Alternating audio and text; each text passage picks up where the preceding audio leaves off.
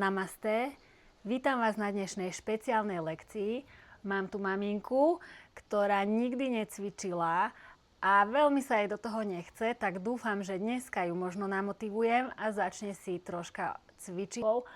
Ľavú ukláňame, dlaň smeruje smerom k zemi, lakeť vystierame a mierne, ako keby sme chceli vytočiť hrudník smerom nahor, pozeráme nahor. Úklon čo najviac do strany, ruka je do strany, lakeť vystretý ten horný.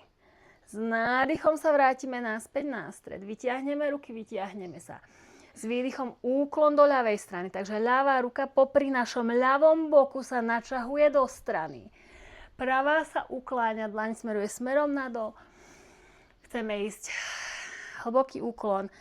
Ako keby sme chceli mierne vytočiť hrudník smerom nahor. Vystierame lakeť, pozeráme nahor. S nádychom sa vyťahneme naspäť na stred, vyťahneme obe ruky naspäť na stred.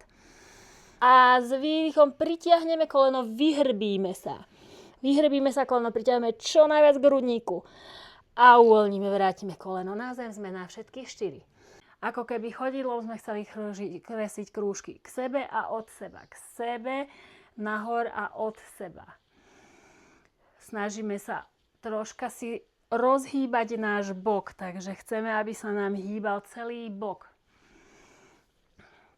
Dýchame si voľne, ako potrebujeme, zmeníme smer, opačne krčíme kolená, dáme si chodidlá troška naširšie ako naše boky.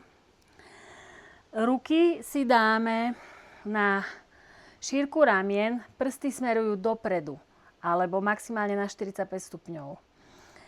Plecia zakrúžime, zatlačíme lopatky k sebe, vystrieme lakte.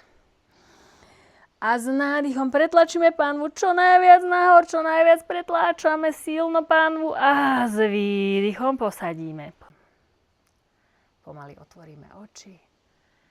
Namaste, ďakujem.